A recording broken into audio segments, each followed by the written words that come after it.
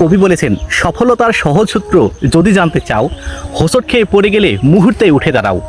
সময়টা কাজে লাগাও, মেধাটা খাটিয়ে, কঠোর পরিশ্রম করতে থাকো, থেকো না কখনো হাত গুটিয়ে। চেষ্টা করতে করতেই পাবে সফলতার দেখা, অবাক হয়ে শুনবে তোমার জীবনের ব্যর্থতা। দেখুন, থমাস আলভা এডিসনের কথা আমরা জানি। তিনি 1000 বার ব্যর্থ হয়েছিলেন বৈদ্যুতিক বাল্ব আবিষ্কার করতে। পরবর্তীতে তিনি বলেছিলেন যে আমি 1000 বার ব্যর্থ হইনি, আমি 1000 বার উপায় খুঁজেছি এই বৈদ্যুতিক বাল্ব কীভাবে আবিষ্কার করে। একটা ছোট গল্প বলি। একটি ক্লাসে একটা পানি ভর্তি, মানে অর্ধেক পানি ভর্তি একটা গ্লাস নিয়ে একটা শিক্ষক ঢুকলেন। যখনই ঢুকলেন, শিক্ষার্থীগুলো ভাবলেন যে সেই একই আবার একটা বোরিং ক্লাস, জিজ্ঞাসা করবে যে অর্ধ খালি গ্লাস নাকি অর্ধ মানে পানিতে পূর্ণ গ্লাস। এই একই প্রশ্ন বারবার স্যার জিজ্ঞাসা করবে।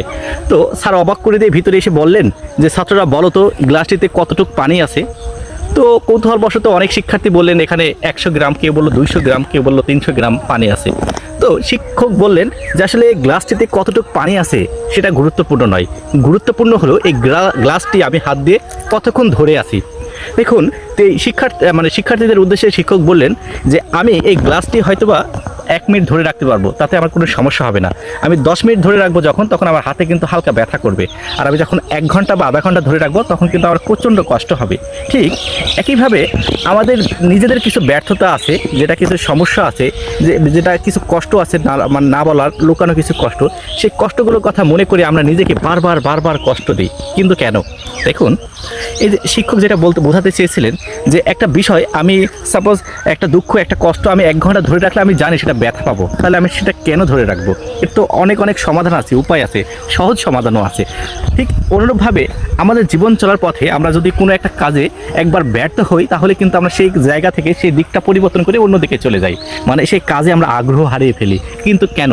আমরা একবার হোঁচট খেয়ে যদি পড়ে যাই তাহলে কিন্তু আর উঠে দাঁড়াই না। কিন্তু বাচ্চারা যখন দেখবেন যে ছোট বাচ্চারা আধো হাঁটা শিখছে, তখন কিন্তু তারা বারবার হোঁচট খেয়ে পড়ে যায়, আবার মুহূর্তে উঠে দাঁড়াচ্ছে, আবারও হোঁচট খাচ্ছে, মুহূর্তে উঠে দাঁড়াচ্ছে। ফলশ্রুতিতে কি তারা কিন্তু কিছু দিনের ব্যবধানে তারা কিন্তু হাঁটা শিখে ফেলছে, এবং হাঁটা যখন শিখছে তখন কিন্তু ওই পড়ে যাওয়ার আঘাতগুলো তার আর মনে থাকে না। তাই আপনার এই ব্যর্থতার কথাগুলো কেন বারবার মনে করে নিজেকে কষ্ট দিই, নিজেকে অসুখী ভাবি, নিজেকে আমরা ফেইলার হিসাবে আমরা চিহ্নিত করি?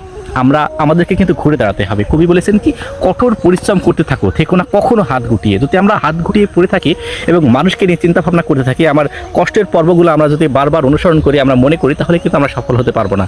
চেষ্টা করতে করতে দেখা পাবো সফলতার, অবাক হয়ে শুনবে মানুষ তখন জীবনের ব্যর্থতার। এই যে আপনি সফল হন, আপনার ব্যর্থতার গল্প শোনার জন্য অসংখ্য মানুষ কিন্তু তাড়াহুড়া করবে, হুড়াহুড়ি করবে শুধু আপনার এই ব্যর্থতার গল্পগুলো শোনার জন্য। তার আগে আপনাকে হওয়া লাগবে সফল।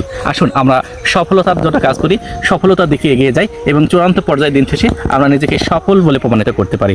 ধন্যবাদ আপনাদের সবাইকে এতক্ষণ আমার সাথে থাকার জন্য।